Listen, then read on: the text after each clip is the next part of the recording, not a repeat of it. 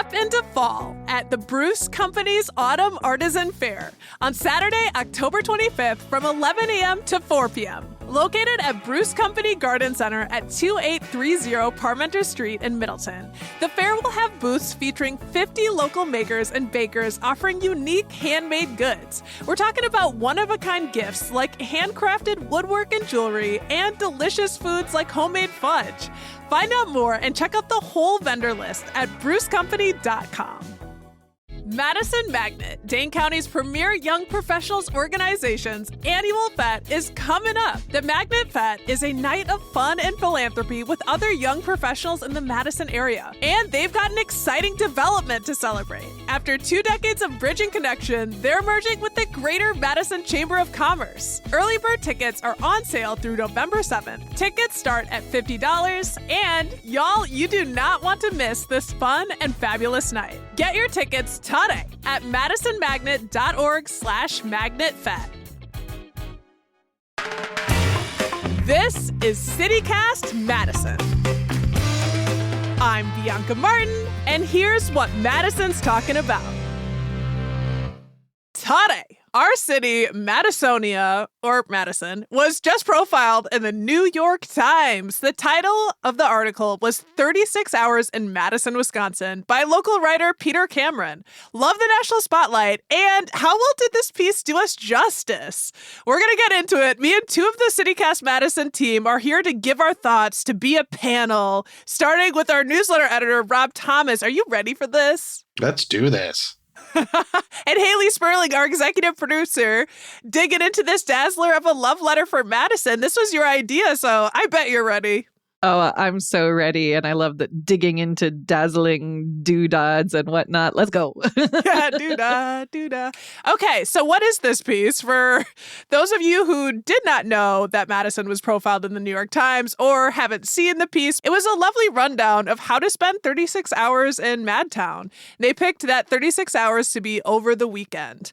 We did link this piece in our show notes. Before we get into our takes of the day by day, which we're going to do, I want to hear your 2 thoughts on this piece. Like, big picture, what'd you think? How did they do? Rob, you've been covering the scene for the longest of this crew, so give us your worst. The thing we have to remember is that this is not for us, right? This is not for people who live all their hours in Madison. This is for people coming like us who spend our entire career focused on that's a good thing. We're lucky, right? Like, yeah. This is for people who are visiting from out of town, or it's for us if we have visitors come from out of town and we want to give them kind of the greatest hits of Madison, get a sense of flavor. And on that score, I thought they did a great job. I thought they hit all the highlights that you would expect to hit, and then a few kind of little lesser known things that you might not know if you're not getting recs from a local. So yeah, I mean, there's stuff I would pop in, but instead of other things, but in general, I thought he did a great job. Yeah, and Haley, what was your overall impression of the 36-hour list? I mean, yeah, like Rob said, we are not the intended audience of this list. But with that said as well, you have to know that everyone in Madison is eating this up for good, for bad, for everything. And overall, I'm just happy that it was written by a local Madison journalist. Like we mentioned, Peter Cameron, he's the managing editor over at the Badger Project, which is a nonprofit investigative outlet that's doing some really great work covering our state. Go check him out if you haven't. Peter is a guy that I see out and about. I see him at coffee shops sometime in the neighborhood. So it's nice to know that there is truly a local face behind this piece. I think there is still some basic caricaturization of Madison and of Wisconsin in general that, like, I get a little bit bored of it. I know we definitely do it on this show too, right? Like, beer, cheese, that's us. What else do you need to know? But I'm like, wow, we are complex people with issues. So yeah, overall, I think it's a really solid start. I think he hits all the big ones and then a couple of smaller ones that makes me happy. But I'm excited to dig into the details with this group specifically because, I mean, we are the Madisonians who know Madison, right? Hopefully. Yeah, I'm with you. I'm like chomping at the bit, like, no. Let's get into it. I love that you had this idea. And I so agree. Like, it's really refreshing to see a national article actually written by somebody from the space that lives here. So those little details, you can tell that the writer was local, like as a local. And I felt good. It's like a little bit, gives you a little shine. I'd also say I'm really impressed. I was like, dang, like he really hit some spots, even if I thought, oh, he's going to miss this. Oh, he got it. Like it was fun looking through it. I will say it's fairly ambitious for 36 hours. Also, one thing that did give me a little bit of pause was the first sentence. So it started out with the quote, once a sleepy town, a bet hard partying college town, only truly busy on a handful of football Saturdays in the fall. That was a quote, but then he was basically like, it's this booming city, like there's a lot of stuff going on that you should check out. And my first thought was like, sleepy town. He didn't do the immediate disclaimer about the hard partying, but I'm like, has he seen Freak Fest? I know it's defunct, it doesn't happen, but there's nothing sleepy about Freak Fest or the Wisconsin Dairy Expo. Like, as someone, who grew up in Wisconsin, like Madison has been happening for some time, but that's me just being, like curly or whatever. It hit me the same way too. I'm just like, I feel like every week we're saying there's so much going on this weekend. There's so much going on this weekend. There's so much going on this weekend. And it's like, people want to characterize Madison and Wisconsin in general as, sleepy Midwesterners and whatnot. And like, that can be true to an extent, right? But like, there is a thriving and booming economy here. There is a massively growing population here. There are people who want to get out and do stuff. So yeah, and like you said, this is an ambitious 36 hours, but that's what Madison is, ambitious, right? Yeah. And even I think without the growth, like it's been that chick. I think a lot of the things that we're going to talk about have actually been in Madison for a hot minute. So I'm glad people are going to get to know Madison from outside. Let's get into the list, the 36 hours. And I'm going to give a disclaimer now. If anyone knows how hard making a definitive list of Madison is, it's this motley crew. We make monthly guides and episodes on issues, and you could just get slices of the pie. So kudos to writer Peter Cameron. With that said, okay, let's start judging. You did great. Now we're going to rip you apart. That's Let's right. go. Yes. So we're going to start off where the article starts for the 36 hours, which is on a Friday at 5 p.m. Y'all are you ready? I'm ready. Let's go. Okay. Day one starts at the Memorial Union Terrace, getting local brews outside or going into the Rathskeller. Then heading over to a supper club, they offered up Tornado Steakhouse on the Capitol, or heading to the Old Fashioned to enjoy a, Wisconsin Old Fashioned. Then a late night of hitting up some strip mall lore, something we've heard of, highlighting maybe checking out Lola's High-Low Lounge or the tiger-themed dive bar Le Tigre Lounge. That's day one, starting in the evening. Thoughts, Haley, Rob, in that order. How'd they do it this day? Give me all the thoughts. Unhinged, Haley, go. I think starting with the Union, always a solid choice. Parents love it. It's very kid friendly. So it doesn't really tell you who is traveling on this 36 hours. So you really kind of do have to paint with broad strokes and be like giving you something for everyone. You really can't beat the views on the terrace. My recommendation for this one is that I would pass probably on the food from the Rathskeller or Memorial Union. Not to say that it's bad. I think what they offer is really great, but I think there is so many other and, probably better options just down the street on State Street. Technically, the terrace does not permit, quote, shareable size food. So interpret that however you want. I guess don't try and host a whole picnic there, but as long as you're not obnoxious with it, you can have your own food there. So yeah, I like that. My big hot take with this one though is I would not start my 36-hour trip with Tornado Room. You're just going to be dead the rest of the 36 hours. You're going to be so full of amazing food. It's such a solid choice, but make that your last night dinner, right? Give people something to go home with and remember. I love Lola's, and I love that they're taking you outside of just downtown, right? Lola's and Le Tigre getting on the north side, getting on the west side. That's a big hit for me. That's a sort of an if you know spot. So yeah, shout out. Good first start. So I would disagree with Haley about leaving Tornado till last, because that is the one place you absolutely want to take an out-of-towner to eat in Madison. You want to make sure, even if it puts you to bed with that big steak and those 2 ice-cold martinis, you want to make sure you go to Tornado. And my dad and brother were here a couple months ago, and that was the one place I made sure to make a reservation for. And we had a great time. So I think Tornado is a great choice, and I think it pairs really well with the Rathskeller. Like, that's the high and low of authentic Madison to me.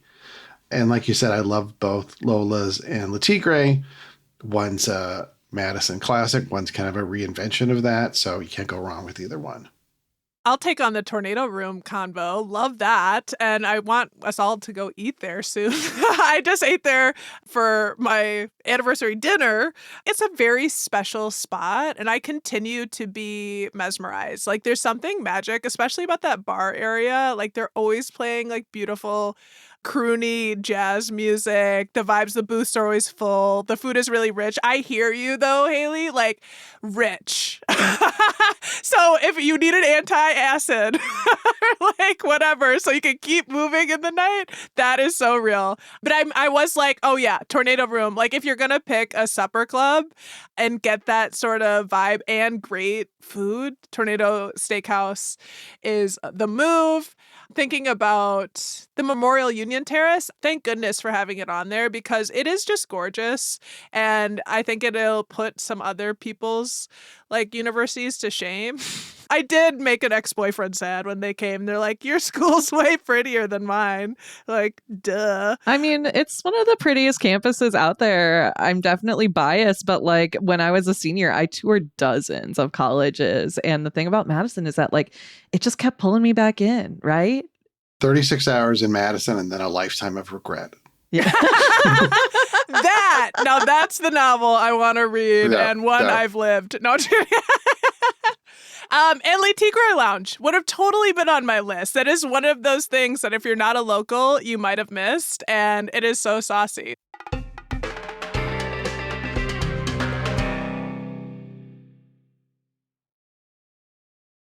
Day 1, we've covered that. We're going to keep tracking on day 2 of the 36 Hours in Madison review. This one is a longer one, so buckle up. It starts bright and early at the Dane County Farmers Market on the square to enjoy some Stella's bread and a look at the state capitol building. Then check out the neighboring Frank Lloyd Wright designed Monona Terrace, which is right there. Walk back to get cheese from Fromagination. Then I assume waddle over to State Street to see iconic shops like B-Side Records and Jazzman. You know, check out the Overture Center while you're there. Then walk upstate, walk up Bascom Hill to campus. Make sure you've eaten 1,000 Cheetos. I added that part. If you know, you know.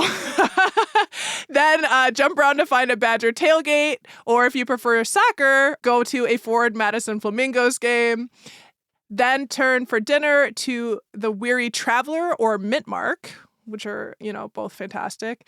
Then a late night show at Comedy on State, or catching an even bigger comedian act at the historic Orpheum Theater.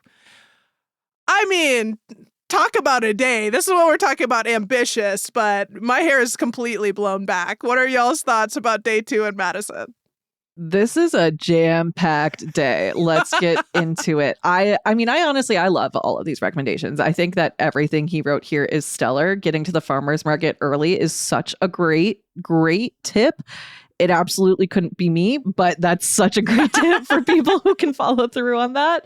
We love, love, love a Capitol tour. As you guys know, we just recently had our neighbors event. We took them on a Capitol tour. Shout out to Steve, who gave us a great tour. The folks there they're so knowledgeable. There are so many fun hidden, little factoids and Easter eggs hidden in that Capitol building, from badgers to fossils to the different types of stones. Like, it's not just like a boring Capitol tour. I really feel like I'm sounding so nerdy, but it's a really cool thing. I'm glad that he recommended this in his must-dos because I think it is solid. I think this day, though, is like where the logistics get me as someone who lives here. I'm like, you're telling us to go to Monona Terrace and then go to Olin Park and take in the views. And I'm like, that sounds great. But like, if you're walking, that's going to take you like an hour to do, man, just like one way. So ambitious. Maybe bicycle, take a bike, take a bus. That makes things a little bit faster. So yeah, I think there's a lot of good hits here. I love Weary Traveler. I think, Peter describes it as this kind of like quirky, kitschy place, dark, moody vibes. I love that. And then sort of on the opposite spectrum is Mint Mark. Also quirk and cute and kitschy, but like in a much different way, in that brighter millennial pink and green colors. So I think this is a jam-packed day of goodness and truly Madison. Yeah, this is the day where you need a Google Calendar to keep straight of all the things you're doing, because it's just like boom, boom, boom, one after the other. Logistically, I don't understand. The Badger tailgate seems way too late for me if you're trying to go to a pregame with all the other stuff. But, I'll help move around your Google Calendar for you so you get that in right. Yeah, it's a great day. One thing I really like to see was walking down State Street and checking out some of those iconic locally owned stores. Like B-Side is one of my favorite record stores. I just bought a pair of pants at Jazzman a couple weeks ago. Great pair of pants. They just celebrated like 50 years on State Street or something like that. So I think that's great. I'm glad he didn't say to like stop at a vape shop every 20 feet during the final two blocks. Yeah. And another good recommendation that I don't think people would think of as Comedy on State, because every town has a comedy club, right? What's the difference? But Comedy State really punches above its weight, and you'll see like comedians who normally perform in theaters like Patton Oswalt or Anthony Jeselnik playing in this little 200-seat comedy club. It's really special if you're a comedy fan. So good tiring day, I think. Yeah, you're going to be worn out with this one. But there was food throughout. So, you're getting your carbs. You do have to pack your walking shoes. Rob, my favorite part was the exact same thing. Jazzman. When I saw Jazzman and I saw B-Side Records, I was like, this list would have felt right to me over a decade ago. Absolutely. These are classic institutions on State Street that make me feel happy that they're still there. Like I would hug their exterior, because they really mean something. And yeah, B-Side, the fact that it's still there, this record store, it's like a victory story. So I loved seeing that. Yeah, because the owner got ill and customers stepped up and ran the store basically till he got back on his feet. So it's great.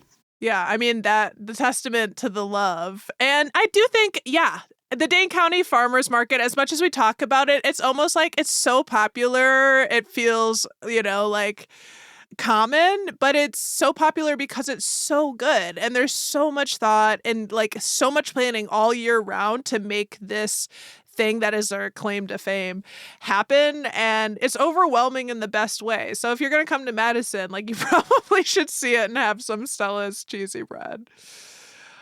All right, y'all, you ready to carry this train on? Let's roll. Let's keep her moving. We don't got time. This 36 hours, the clock is ticking.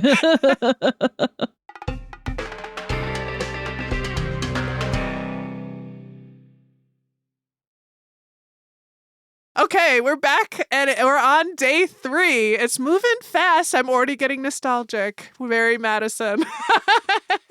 But let me read up what Peter Cameron wrote for the last day in Madison, those 36 hours, which is getting brunch in the morning at Mickey's Dairy Bar on campus, or going fancy fance over at Sardine, one of our favorites.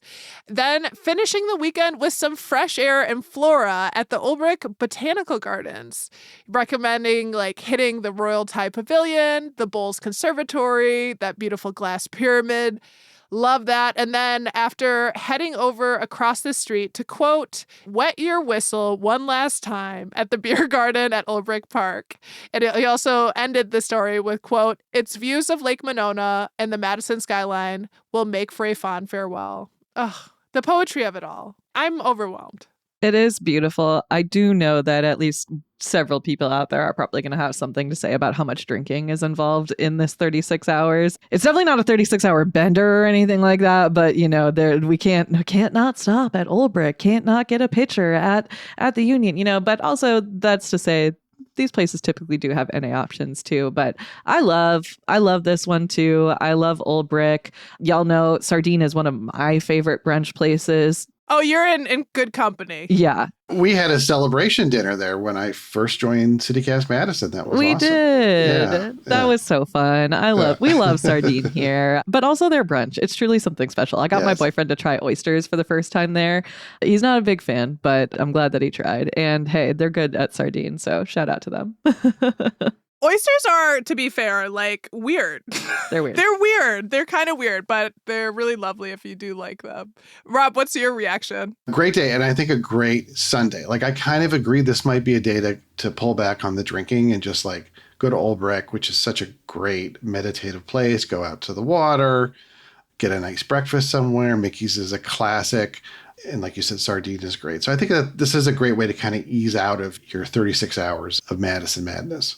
Madtown, baby. Yep. We're insane.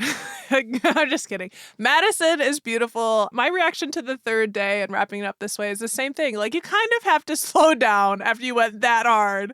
And that is exactly what we can do at Old Brick, walking through the paths and seeing that Royal Thai Pavilion. It's pretty impressive. It makes an impact. And, I know a lot of cities have obviously their own botanical gardens, but frankly, I like hitting all of them. Every time I will go to a botanical garden, and I think Madison's is one worth seeing. We've heard the recommendations, but what did they miss? If you were to add your own additions, like let's give ourselves 3 each to add. What's missing? Anyone jump in? Ooh, well, I mean, you guys know my big thing is starting dinner at Tornado. And I do want to take a step back. Like, I love Tornado. I took my parents there when they were here in Madison recently and they loved it. And I love it too. And I think I would save that for my Saturday night dinner. That's what I'm saying. I would swap it out on Friday for something lighter. And if you're already planning on heading over to the north side to go hang out at Lola's, I would do It's Good For You Pizza over on Sherman, which is just so, so good. Have you guys been there before? Yeah, I just ate there recently, and the owner came up to me. He's like, Bianca, you're a server, right? And I was like, I was like a decade ago, but I love that I still am a part of the crew. It's so good. They like have the fire. Why can I never say like wood fire burning oven? Yeah. Ding, ding, ding, ding. I've got to go. If you haven't been, Rob, you got to check it out. It is quite lovely. And it is this kind of like hole in a wall place in Madison. And then I would still from there go over to Lola's. And then after that, I would stay in that strip mall mindset and I would go over to Drakenberg's Cigar Bar, which is like at the end of the strip mall. Have you guys been there? It's a vibe. I've been by. It feels very uniquely Wisconsin to me. That's how I'll put it. I think it has to be experienced. So I think that's like my day one sort of swap outs. And then day two, like I said, I think it's really solid. I think it's very ambitious. I think you got to get a bike. You got to get a bus pass. Peter does outline. He's like, you can get a bus pass for a day or you can get a single ride for this much money, which I really appreciated, right? Because Madison, it's a very walkable city. But if you want to accomplish everything on this list, you got to figure out some wheels. I think I would probably swap out Comedy Club for someplace more like the High Noon or Majestic or Atwood. The last time that the New York Times actually did a 36 hours in Madison was in 2009, actually. And they suggested the High Noon Saloon, funny enough, calling it a, quote, large Western tinged club with a balcony for catbird views of bands. And so, yeah, I love High Noon. I think it's a good spot. Well said. Should be published somewhere, right? And then I think overall, if there's something that's missing, I love the Chazen. I think we should shout out the Chazen more in general. I love Momoka too, but we give them a lot of love. We don't hear about the Chazen as much. And then also if visiting with kids, the zoo, you can't do Madison without going to the zoo. It's free. It's great. There's so many cute animals there. We've got 5 billion flamingos and they're all named after Michael Cera. Like it's very Madison. There's only one named after Michael Cera. I lied. I was like, I kind of wanted to know. So I'm glad you clarified. Just the one. Rob, was there anything missing from your list? Well, we talked about the drinking. It's a very cocktail forward weekend. And I think you should check out one of the local craft brewers while you're here.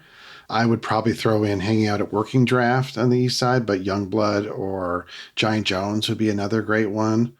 anytime I go into a new city, I'm finding a bookstore. Every time I'm finding a local bookstore. So Lake City Books, if you're downtown, is a great one. Or, of course, Leopold's is one of our favorites. You can also get coffee and cocktails there. So I think that's a really unique space. So I would definitely throw in one of those. And then the third one, I think somebody should get out of downtown and maybe head down to South Madison and the Black Business Hub, because there's lots going on there. That Rasta Barista coffee shop has great coffee and stuff. And I think that would be a great place to hang out as well. Oh, I love that. I want to add, maybe early next year, the Center for Black Excellence and Culture For sure. should be a place to check out. Oh, my goodness. I love those additions. It's funny. I was chewing on, Haley's swapping them out. And then I'm like, well, I guess you probably would have to swap them out in order to make it fit in the 36 hours. It's not enough time. It's not enough time. And as we've verified, there's certainly enough time for what's already in there. But I was thinking, in the thought of swapping, I think Mickey's Dairy Bar is super special. I understand why you picked that. And I think there's a lot of campus coverage. So I would maybe swap Mickey's Dairy Bar for Mickey's Tavern over on Williamson Street. That's one of the spots that I've really fell in love with early on in Madison. And I'd recommend going to a scene metal show or something local. There are a lot of local musicians that play there. Getting some sexy fries. Yeah. Sexy fries. Super sexy fries. Super sexy fries if you're feeling super sexy. Yep, go and find out if you don't already know. I noticed, there's a lot on campus, and I was excited. I was like, oh, even walking up Bascom Hill, that was one of the things I thought, oh, they're not going to include that, but he did. I do think it's kind of an experience, but I would add in there, if I were starting from scratch, Picnic Point. That's that's so beautiful. You really can't do it all, but that's a go-to. And then the last thing was, I do really love Old Brick Gardens. And I also think, and I hate pitting these against each other, I love the Arboretum. And I think the Arboretum is really special. And it gets a lot of the Wisconsin landscapes kind of in one place, including wetlands, which I really love. And if somebody's visiting from out of town, that might be a big boon. But yeah. We hate to pit two queens against each other, and they really are two queens. It's a lot of hard choices. You guys are going soft on me. At the beginning of this, you were like, let's rip them apart. No, I was really saying that as a joke, but I was like, give me your worst. But not too bad.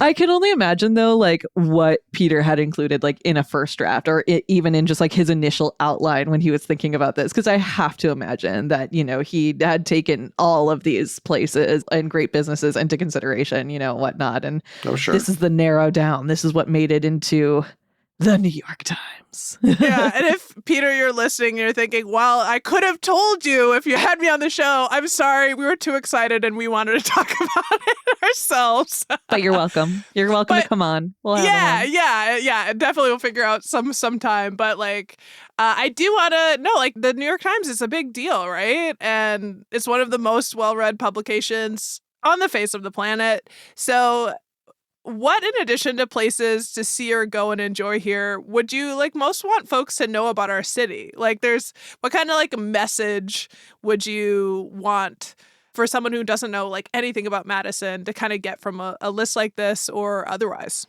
Well, the one thing I think people should know is how the different sides of Madison have such different characters. East compared to west, north is changing, south is changing, and someone knowing more about the neighborhoods, I think, and how they, have friendly rivalries, but also get along. I think you'd get much more of a flavor of what Madison's all about. Someone could go to madison.citycast.fm and find our neighborhood guide section, perhaps to learn a little bit more if they're so interested. Perhaps.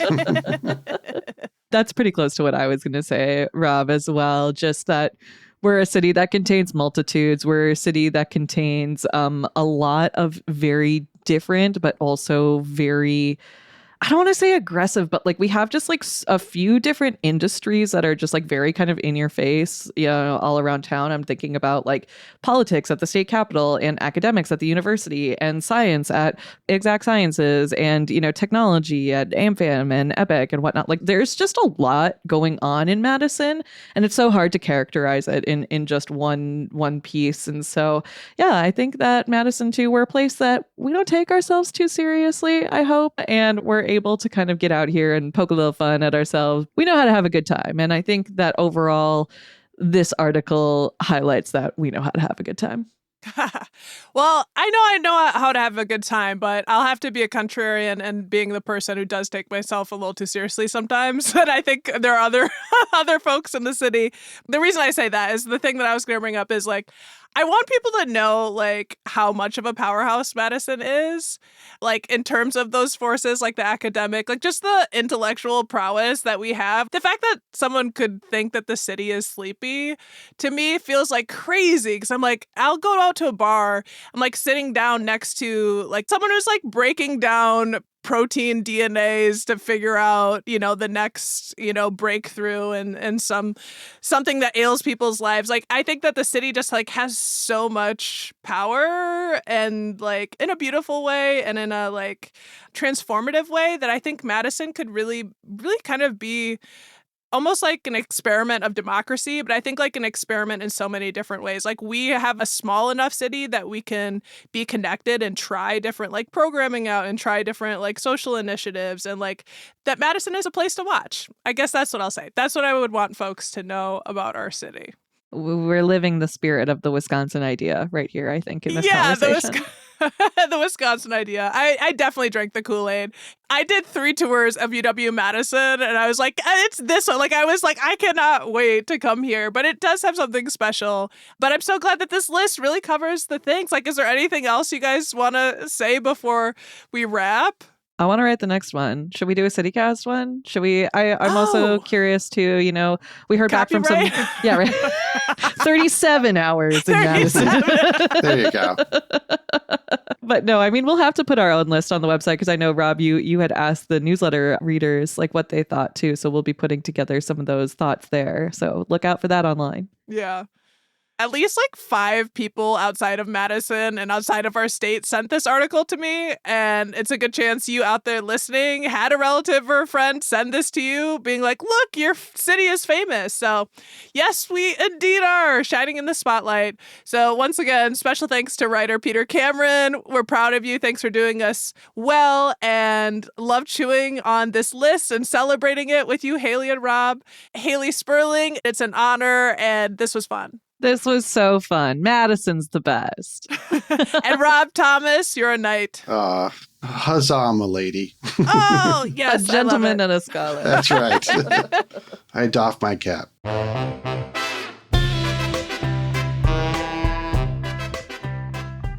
That's all for today here on CityCast Madison. I'm your host, Bianca Martin. Don't forget, you can support the show and get great perks by becoming a CityCast Madison neighbor at membership.citycast.fm.